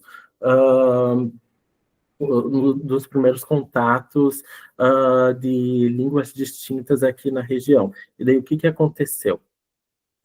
Esses padres jesuítas, eles tiveram que aprender a língua guarani para conseguir espalhar sua ideologia de produção e reprodução da doutrina católica para os indígenas, e os indígenas também aprenderam a língua espanhola.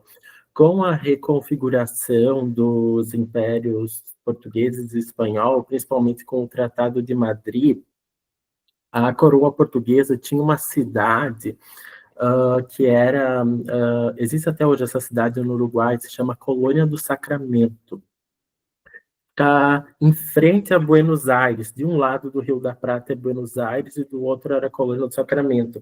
Essa cidade era um polo português, era um enclave português no meio dessas terras espanholas, e ela era um problema porque tinha canhões que atingiam Buenos Aires, e daí os espanhóis dominavam aqui as missões rio-grandenses, né? Então, o que essas coroas fizeram?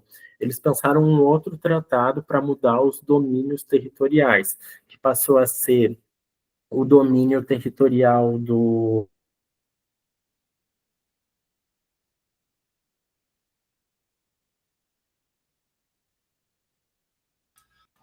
Gabriel?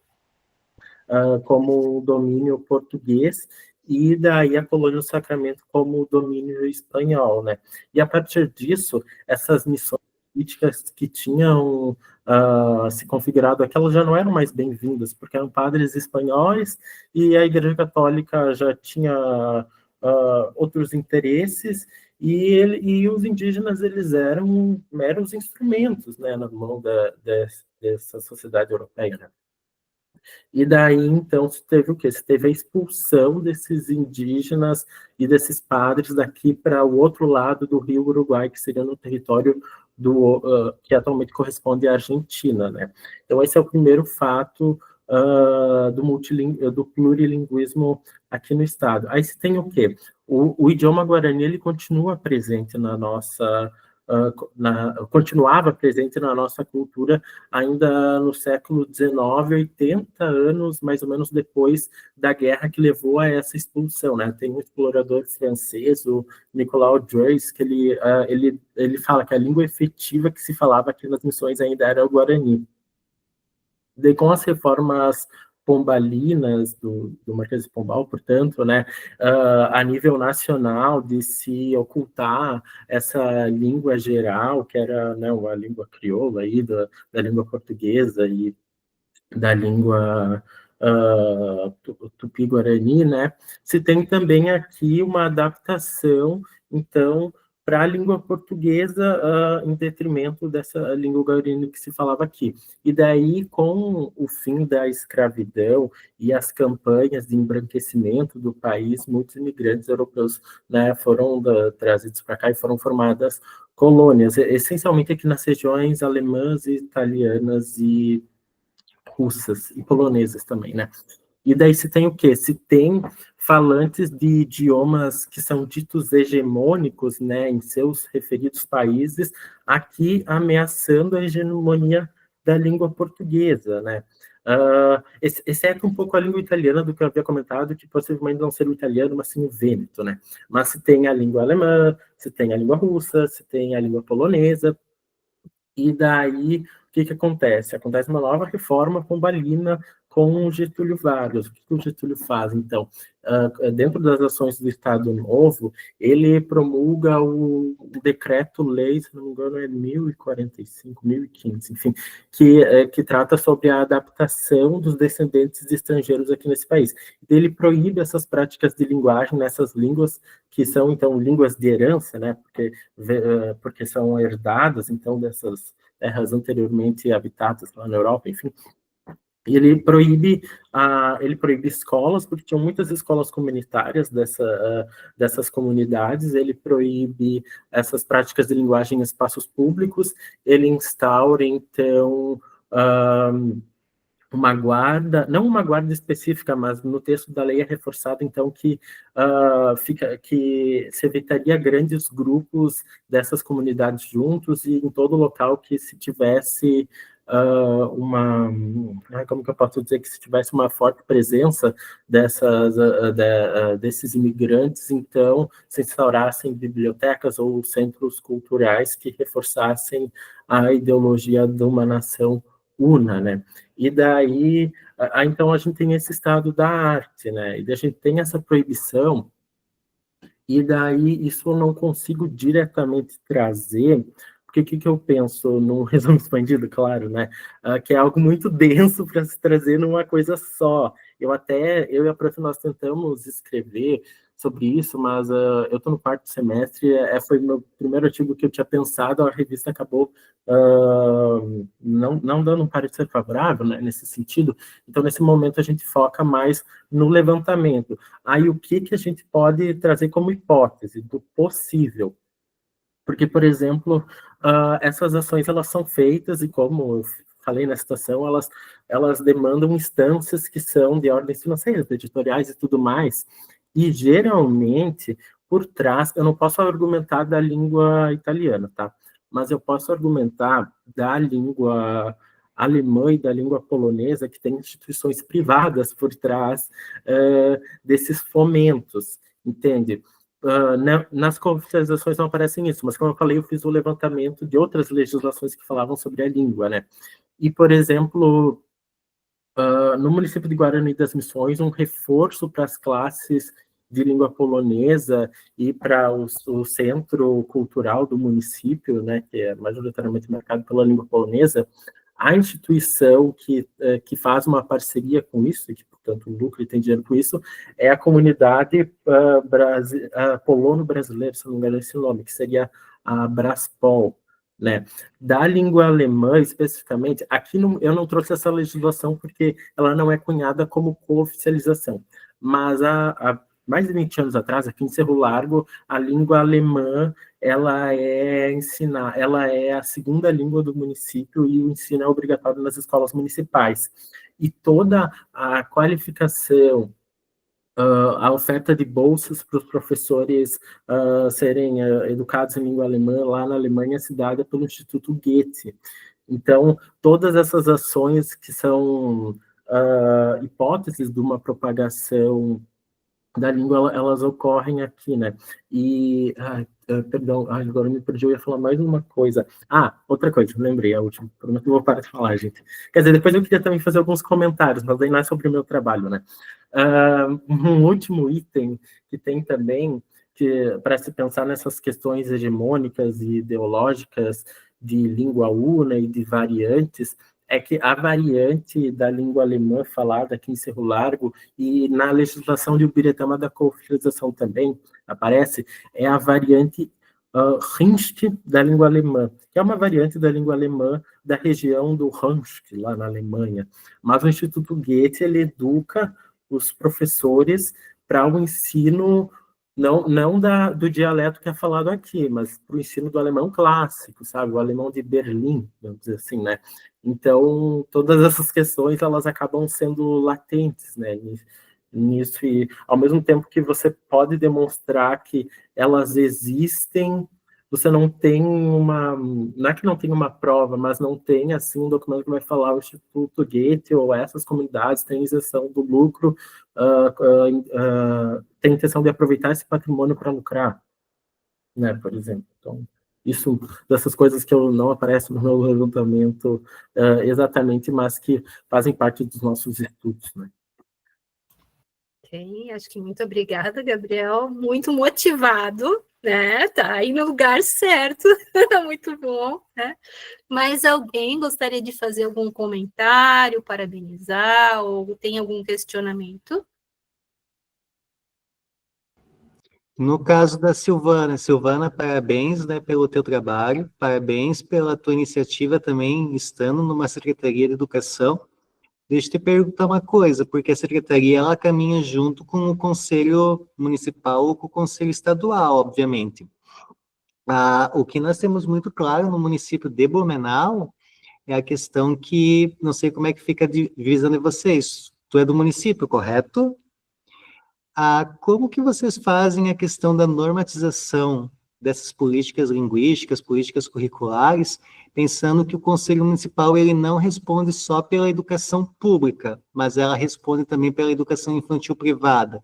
Vocês têm discussões nesse sentido?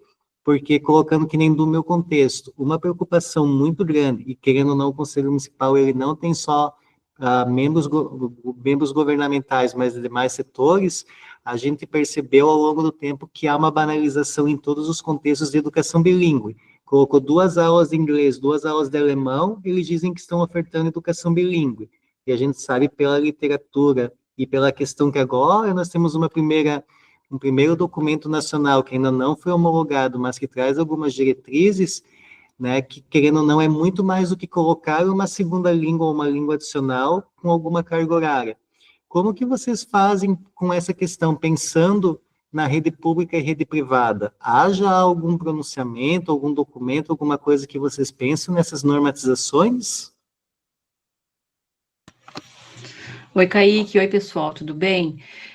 Então, Kaique, aqui que nem eu tinha dito, é um município muito pequeno. Tem uma escola municipal, um CMEI e um colégio. Não tem aqui escola particular, entendeu? Então, na escola tinha o inglês. Então, a gente mexeu na matriz curricular. Conversamos com o Conselho Municipal da Educação, essa situação que o inglês é muito importante, mas que, no caso, o espanhol é fundamental, pelo fato de que ninguém aqui fala inglês nessa região, né, da minha cidade, mas espanhol, sim. Dos 583 alunos, 36 deles falam espanhol, e nenhum fala o inglês.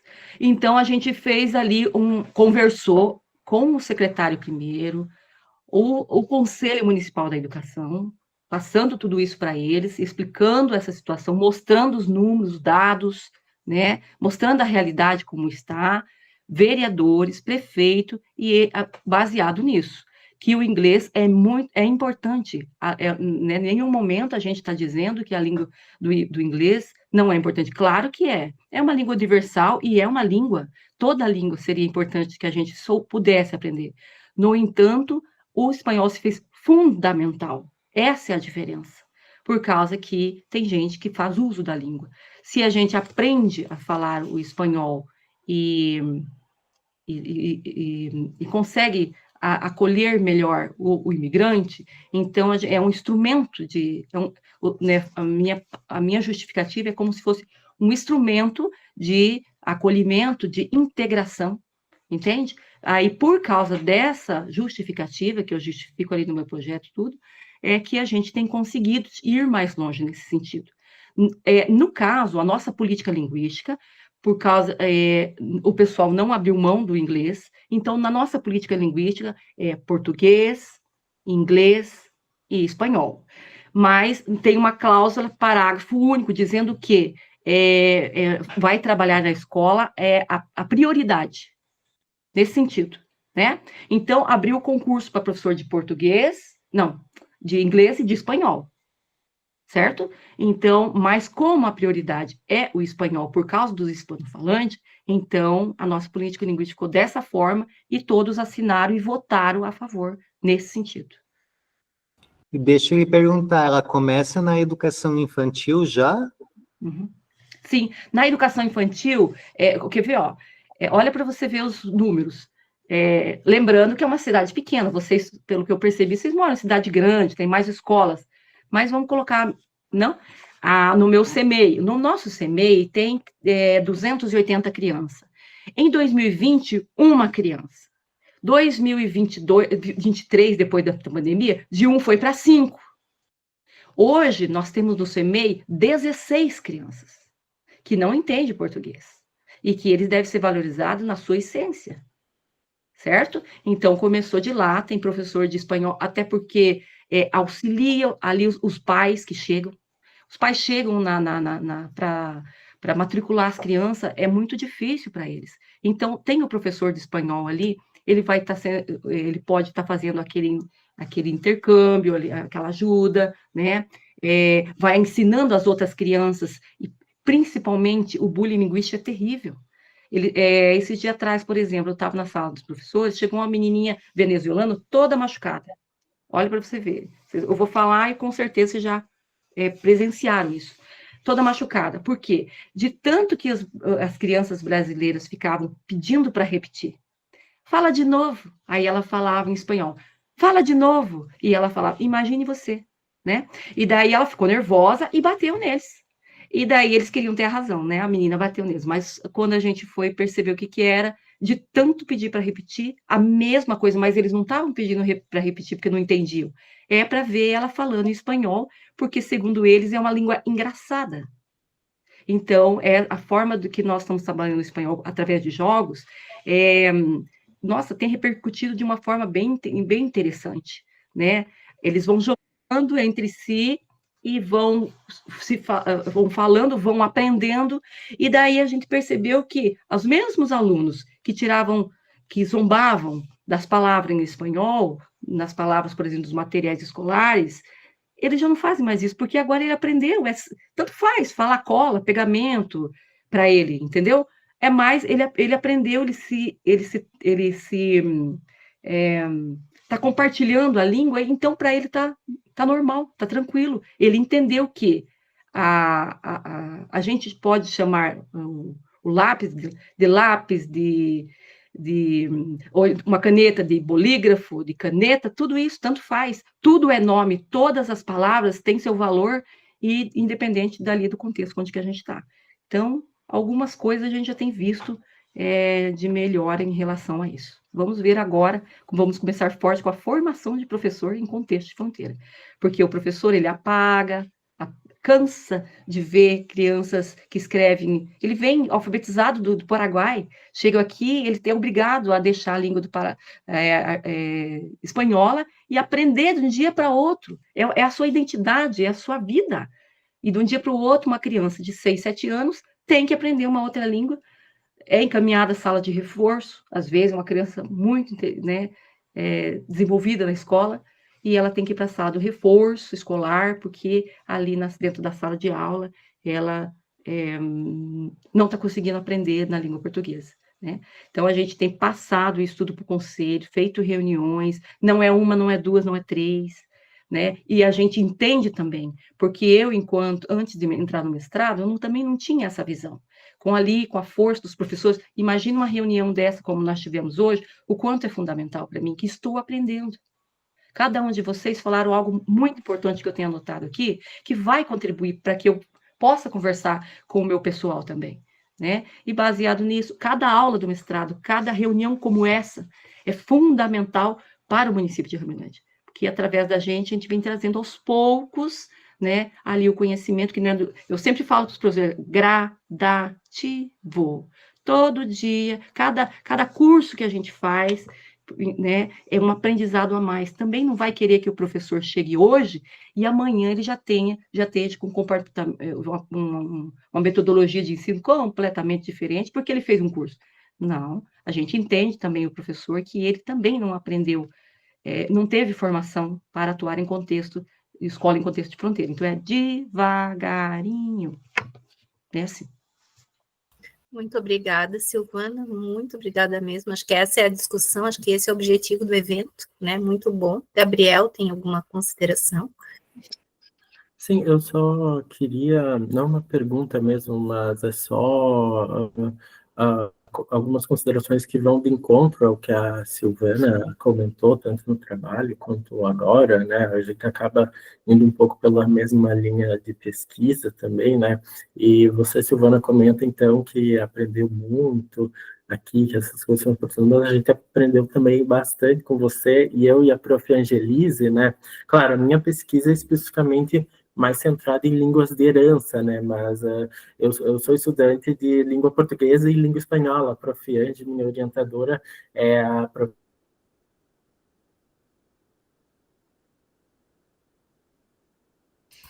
Gabriel, Travou novamente. um pouquinho. Tá. Gabriel?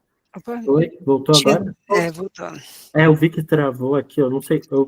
Você falou que era estudante de português e espanhol. Isso. E a prof. Ange, minha orientadora, é prof. Adjunta do ensino de língua espanhola aqui, né, na universidade. E, por vezes, quando o Cerro Largo também é um espaço de fronteira, né, e, por vezes, não há, como a Silvana falou, em relação à língua inglesa, que é um idioma franco, de fato, até estava na apresentação do Kaique, isso, se não me engano, mas o quanto eventualmente, que é um idioma franco, mas que por vezes acaba apagando as relações de fronteira que existem nesses espaços, né, como você falou também aqui na fronteira, e o pessoal fala muito, tipo, a prof comenta sempre que se diz aqui, então, que aqui não é o espanhol, aqui é a língua alemã, né, mas a gente tem tido, de fato, muitas imigrantes venezuelanos e argentinos vindo para cá, e o espanhol ele acaba se apresentando enquanto a língua adicional dos nossos vizinhos, né, da nossa integração latino-americana, e também enquanto língua de herança, né? E de fato é uma ação glotopolítica muito significativa você trazer o ensino para cá. Aqui no Rio Grande do Sul, acho que a prof. Angelise conseguiria falar isso melhor que eu, mas eu não sei se a prof. Acho que está sem microfone, enfim, nós está comentando, né? Aqui, quando se teve essa reforma da BNCC e o inglês passou a ser obrigatório, as outras línguas ficaram com outros, tiveram uma denotação de outro caráter. Aqui no Rio Grande do Sul houve um movimento, então, do chamado FIC espanhol, e daí a Constituição Gaúcha conseguiu garantir, através da contestação, né, de muitos professores pesquisadores da área do ensino de língua espanhola, o ensino, né, aqui no estado, mas por vezes acaba que é aquela coisa meio tipo, do incômodo, do peso para carregar, né, em detrimento, a gente não é contra a língua inglesa, mas a gente compreende que num espaço como o nosso é relevante a língua espanhola, né, e de fato os professores, em alguns espaços, não há uma formação de professores que vá se pensar no ensino para as fronteiras. Eu posso bater no peito para dizer que aqui no grupo de pesquisa que estamos, então a gente pensa nessas questões de fronteira, mas por vezes, e é importante se pensar nisso e dar uma atenção às periferias da linguagem, talvez, e não ao centro, né, daquilo, ao hegemônico. Enfim, só isso, não é uma pergunta, não era só algo que... Bem relevante. Muito obrigada, bem enriquecedor aqui para a discussão. Vamos lá, Carol? Também quero só parabenizar, né, todos os trabalhos, acho que todos, é muito interessante que todos estão nessa luta pelo pelo plurilinguismo, e também interessante que vem essa questão forte do espanhol, e que eu também acompanhei recentemente, agora em agosto, outros trabalhos discutindo isso em contextos diferentes. E aí, interessante que o Eurico traz, né, esse acesso a questões de saúde, a questões sanitárias, e às vezes a dificuldade das pessoas em procurar, às vezes, o atendimento médico já pelo receio de não ser bem atendido, né, às vezes, de não ser compreendido naquele contexto.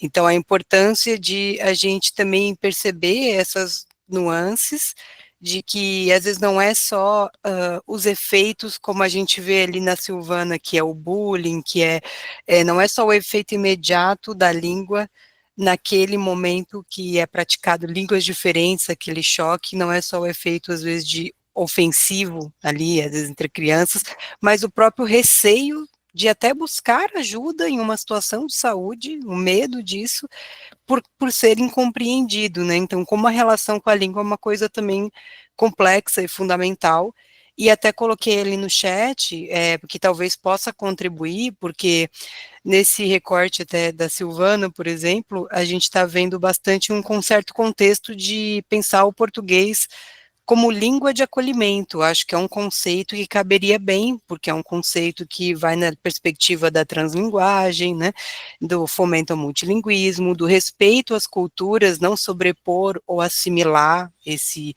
migrante, mas saber respeitar as culturas, a diversidade delas. E ali no Instituto Federal do Rio Grande do Sul, o IFES, que eu botei ali o IFRS, acho que fala assim, né? Eu botei ali o link, de Bento Gonçalves, eles estão produzindo alguns materiais assim também para população imigrante venezuelana, que está tendo exatamente esses mesmos problemas, por exemplo, o problema de poder fazer a matrícula dos filhos, não compreender o processo de matrícula, falar com os professores. Então, nesse link, eles têm alguns materiais didáticos que já produziram para um contexto bem semelhante ao da Silvana em relação aos pais, e também vem produzindo materiais para inserir melhor os estudantes, os alunos, né, em relação à língua portuguesa, valorizando também o espanhol, sem repressão linguística. Então, talvez esse link possa ajudar na sua pesquisa também, Silvana, assim, de conhecer um outro local que está trabalhando numa linha bem semelhante, assim, claro que com diferenças de contextos, né, de uma série de questões, mas que também está pesquisando e trabalhando nisso e produzindo materiais didáticos para isso, com áudios, com uma proposta. Então, fica essa sugestão. e os outros trabalhos também, Kaique, Gabriel, né, que apresentaram dessa questão de tanto a discussão da cooficialização e de reconhecer, acho bem interessante que o trabalho do Gabriel está numa perspectiva histórica também muito forte, né, histórico-linguística, assim, de investigação, de a gente reconhecer não só raízes às vezes só europeias, ou só trazer uma replicação de cooficialização de línguas, como se só cooficializar importasse, né? Não é só assim. A gente tem que ver as especificidades de cada língua, de cada contexto, cooficializar é importante, mas de que modo o Estado está agindo nisso, né? A gente não está só produzindo uma questão mercadológica, como você colocou. Então, parabéns por essa reflexão, acho que vai sair um resumo expandido também, muito legal. E Kaique também, eu gostei que eu recentemente fui a Blumenau e também me chamaram a atenção algumas placas, às vezes em alemão, né? Tem também esse cultivo, e eu tenho um sobrenome Schirmer-Goetz, que é alemão, apesar de não falar alemão exatamente pelos meus bisavós já que falavam alemão, não falarem alemão com a gente, provavelmente pelas questões de repressão linguística que viveram, pós-período de Getúlio, tudo. Então, é uma coisa interessante de poder ver que vocês estão construindo pequenas coisas, mas que são muito grandiosas nesse nosso contexto, né? Que eu sempre digo que, para mim, também o trabalho de formiguinha é o que mais importa, é o que mais faz a gente construir nos microespaços, a gente acaba reproduzindo nos macros também. Então, fica a sugestão do link e meus parabéns a todos aqui também. Muito bem, o Yuriko também quer falar alguma coisa. Vamos lá, Yuriko? Sí, gracias. Primero, felicitar también a cada uno de ustedes por la presentación. Muy motivador y se ha aprendido, he aprendido mucho de cada uno, el enfoque que han tenido es el tema educativo. Y comentarles que en mi país, acá lo que he escuchado mucho es cómo se quiere integrar el español, ¿no? Y en mi país es cómo integramos la lengua originaria, que puede ser en el Ande, el Aymara, el Quechua, y en la Amazonía pueden ser Shipibo, Conibo, tantas lenguas que todavía no se ha avanzado mucho, pero en el Quechua sí, ¿no? De alguna manera los profesores tienen que enseñar en su lengua originaria a los niños. En el tema educativo se ha avanzado. Sí, en teoría, ¿no? Tenemos leyes y todo, políticas que dicen que se tiene que trabajar con la lengua originaria. Sin embargo, como decía Silvana, le dicen al niño repite, repite porque parece gracioso, y eso pasa también en mi país cuando se le dice al niño que repita o que hable o que cante en quechua, pero les parece gracioso, ¿no? Y no se están de repente tomando la lengua con la valoración que se debe, sino más bien viéndolo por el otro lado, folclorizando muchas veces como se hace de repente el tema indígena, ¿no? Eso es muy visible en el tema de educación. Y en el tema de salud, en muchas ocasiones, justo lo que a mí me motivó a realizar esta investigación fue porque yo me subía a un colectivo, un carro, en una comunidad. Entonces se sube a mi lado una enfermera y luego una señora que era de la comunidad. Entonces la enfermera le comienza a gritar y a recriminar a la señora de la comunidad por no haber ido al centro de salud. Le decía, ¿por qué no has venido al centro de salud si te toca tu atención? Pero no lo hacía con respeto, le decía gritándole y faltándole el respeto. Y esta enfermera, si fuera el caso de que esté en la ciudad, le gritaría o le trataría de esa manera a la paciente de ciudad, no lo haría, pero se siente con ese derecho de gritarle y tratarla mal porque la señora es parte de un pueblo indígena, ¿no? Entonces, a raíz de esto, les voy a contar una de las encuestas que hice. Una señora me dice que ella estaba mal, tenía cáncer al útero y estaba sangrando ya me dijo, estoy sangrando ya como 20 días. Y yo le digo, ¿y por qué no has ido al centro de salud? Y ella me dice, lo que pasa es que yo no sé hablar quechua. No, yo no sé hablar castellano y estoy esperando que llegue mi esposo de viaje porque él sí sabe hablar castellano. Entonces, me conmovió mucho eso porque ha estado aguantando el dolor la señora por miedo, porque si ella va al centro de salud nadie le va a entender, no le van a entender en su lengua, y no se va, el doctor o el enfermero no se va a preocupar en buscar a un intérprete para que le pueda apoyar. Entonces esa es una deficiencia que tenemos todavía en los centros de salud, que el doctor no valora el trabajo del intérprete, o siente que no es necesario para que le pueda decir, ayúdame o apóyame, o que el mismo Estado pueda contratar a un intérprete que esté fijo o esté estable en el centro de salud para cualquier paciente que pueda llegar en cualquier momento, ¿no?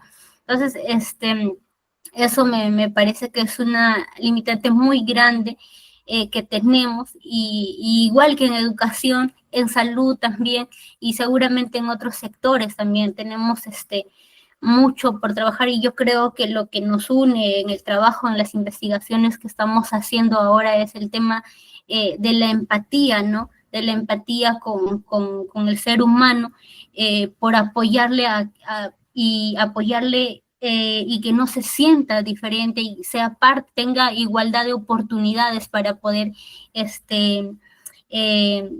igualdad de oportunidades para que pueda recibir una atención médica, atención de educación y etcétera, ¿no? Bueno, eso, y gracias, he aprendido muchísimo de ustedes. E de Muito direitos bem. linguísticos e direitos humanos, né? No fim, todas essas apresentações tratam muito disso. Então, muito, muito bom. Desculpa, Karina. Não, é isso aí, o povo está empolgado aqui. Aproveitando a alegria, vamos fazer uma fotinha final. Vamos lá. Para registrar esse momento bonito. Me dizer X, X.